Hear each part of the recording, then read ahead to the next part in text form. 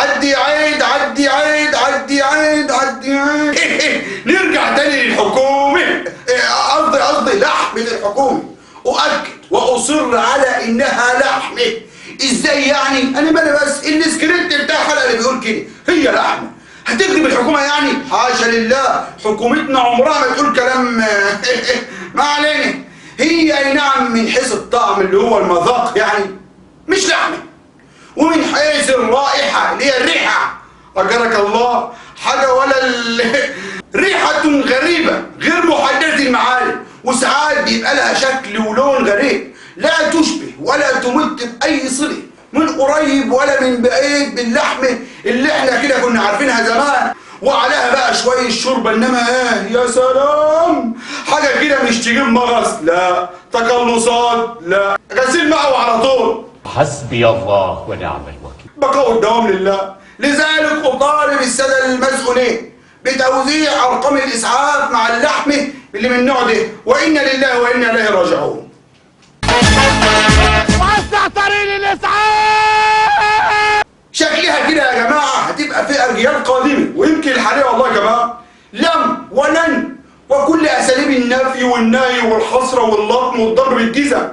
هذه الأجيال لن ترى اللحمة، أيوة اللحمة، سواء يعني كده غير في الأفلام. قلنا مش دي، هو مفيش غير اللحمة دي يا أولاد. وعلى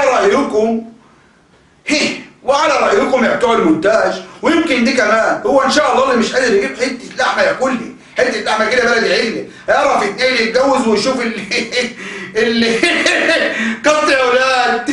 المهم أجيال لن ترى اللحمة، أيوه اللحمة الطبيعية، سواء اللي المفروض بتتاكل بألف هنا أو اللي معلن، غير في الأفلام والمسلسلات والإعلانات التلفزيونية.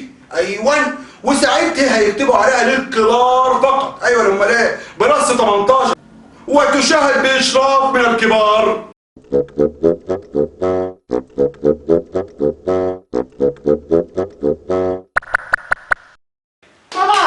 بابا ايه يا حماده؟ ايه يا بابا، ايه يا حماده؟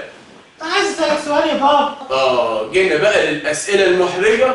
انا جيت ازاي وماما ايه؟ لا يا اول حاجات انا عارفها كويس. امال عايز ايه يا حماده؟ اسال. عندي لك سؤال كده يا بابا. سؤال؟ اسال يا حماده. يعني ايه لحمه بلدي؟